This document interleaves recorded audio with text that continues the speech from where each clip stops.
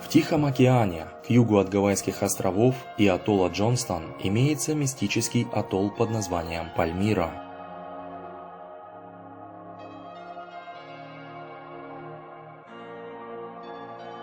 Остров необитаем, хотя все же, если присмотреться со спутника, то мы увидим небольшую инфраструктуру и взлетно-посадочную полосу, которая осталась еще со времен Второй мировой войны. Но об этом и другом далее поподробнее. Площадь острова составляет 12 квадратных километров, при этом суша всего почти 4 квадратных километра. Атолл насчитывает порядка 50 островов и образует незамкнутое кольцо. Острова в основном имеют густую растительность. Самый крупный остров носит название Купер. Наивысшая точка составляет 2 метра над уровнем моря. Атолл относится к архипелагу острова Лайн. Принадлежит атолл США. Атолл очень красивый и привлекательный, но при этом люди не спешат его заселять, хотя и пытались. И дальше я вам расскажу именно почему. Мистика острова начинается с первого официального присутствия людей. Так, в 1798 году возле острова потерпело крушение американское судно Бетси, которое следовало в Азию. Команда пыталась вплавь добраться до берега, но это получилось не у всех. Большинство людей съели акулы, но лишь 10 человек выжили и добрались до острова. При этом до спасения потерпевших крушение удалось спасти всего лишь 3 человек. Они рассказывали об атолле, такие ужасы, в которые невозможно было поверить. В 1802 году возле атолла затонул американский корабль, который назывался Пальмира.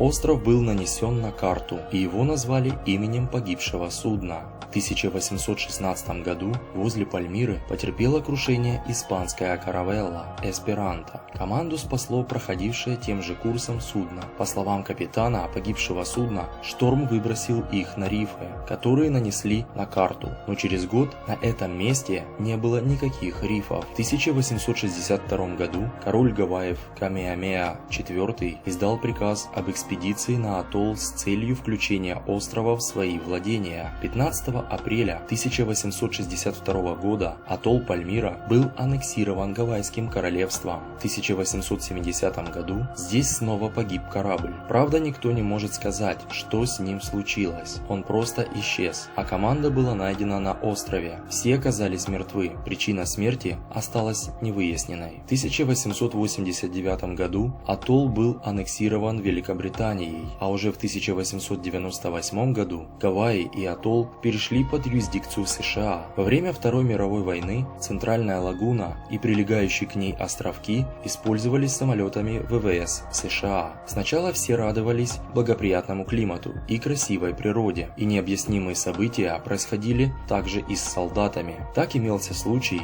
когда самолет с 2 пилотами сразу же полетел не в сторону планируемого направления и чуть позже упал, но при поисках ни одна деталь не была найдена. Даже отсутствовали следы крушения самолета. Имелось необъяснимое психологическое давление. Солдаты чувствовали угрозу, хотя им ничего не угрожало. После войны некоторое время на атолле производилась копра, а затем атолл перешел в частное владение. Остров неоднократно пытались колонизировать. Так, например, в 1974 году на атолл высадились семейная пара, путешествующая на яхте, но больше их никто никогда не видел. Эта история прогремела на весь мир. Что же здесь происходит? Существует множество версий и предположений. По одной из версий, атолл – не что иное, как огромное живущее существо, обладающее негативной аурой и способное заманивать людей в ловушку. Есть еще предположение, что это портал в другое измерение, враждебно настроенное к землянам. Однако мы в это неохотно верим, ведь люди имеют свойство очень многое придумывать и преувеличивать. Как бы там ни было, но тайна атолла и сегодня не раскрыта. В настоящее время США вывозит на атолл ядерные отходы. Периодически на атолл прилетают ученые и военные, и несколько дней на острове находится от 4 до 20 человек. Ставьте положительные лайки и комментарии, делитесь видео и обязательно подписывайтесь на канал, чтобы не пропустить новые и очень интересные видео на канале Леа.